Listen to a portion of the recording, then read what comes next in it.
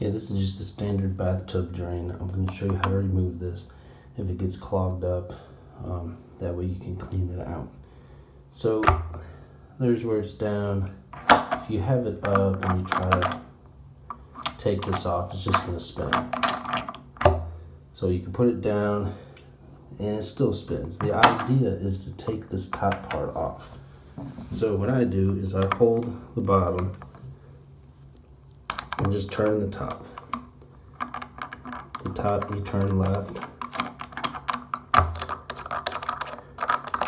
And you see it's just a cap that screws in there. But now you have this. A lot of times it's finger tight. If not, just take a screwdriver, loosen it up, and you just unscrew it.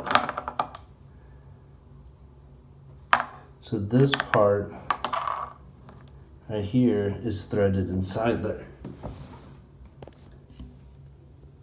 See the threads? If it's clogged in here, there'll be a bunch of hair around here. You just pull that up. You usually use a screwdriver or some needle nose pliers. Get that all clean. Now to put it back in, it's the exact same way. Just put that in there.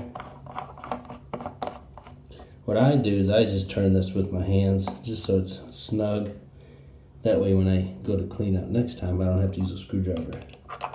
Put this on there. Tighten it up. You're good to go.